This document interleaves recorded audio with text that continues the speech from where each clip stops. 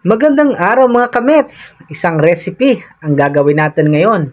Pansit na pampahaba ng buhay at kalabasa na pampalinaw ng mata. Unang procedure ay hugasan natin sa mainit na tubig ang ating pansit mike. Ito yung pansit mike na very affordable at mabibili natin sa mga palengke. So yung way na yan para matanggal yung alat niya. Pagkatapos niya na hanguin natin dyan sa mainit na tubig, pwede pa natin hugasan ng mga ilang beses yan. At ngayon, ready na natin igisa ang ating sibuyas. Sibuyas lang muna kasi wala tayong pambili ng bawang. Shout out na pala sa aming kawali na panahon pa ni Kopong Kopong.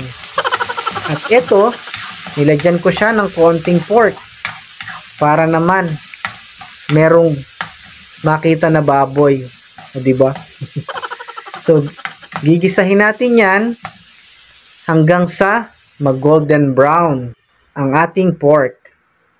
Ito na, konting gisa na lang. Tingin ko luto na yung likod niyan o yung kabilang part niyan.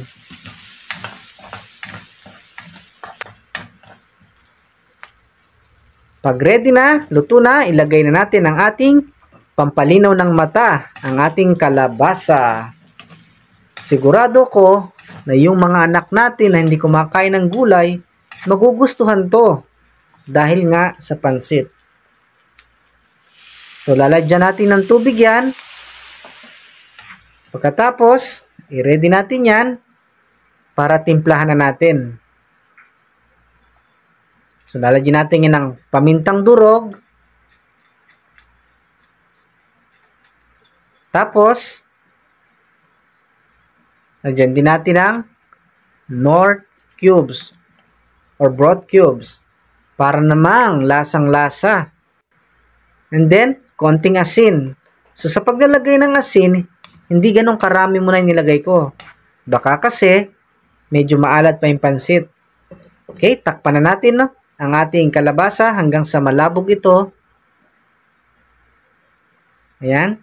So, after ilang minutes, medyo maluto-luto na siya. Ilagay natin yung ating pansit. Pansit mike. Haluin natin ng konti. Mekos-mekos lang. Ayan. Para mas maghalo-halo yung ating mga ingredients. So, ang gagawin ko pala dito, mas masarap to, isa sa technique na masarap dyan, is labog na labog yung kalabasa or lutong-luto siya. So, haluin natin ng konti or ng bahagya. Ayan. So, dito lang tayo mag-adjust kung kailangan natin lagyan ng konting paminta or kailangan pa natin lagyan ng konting asin. So, magdepende sa inyo kung ano yung gusto nyong timpla. Pero dito sa timpla ko, sigurado, marami na akong makakain. Sa budget meal na, pansit, kalabasa, na may kuonting pork. Ayan. Sarap niyan mga kamets. Budget meal. Masustansya na, mura pa.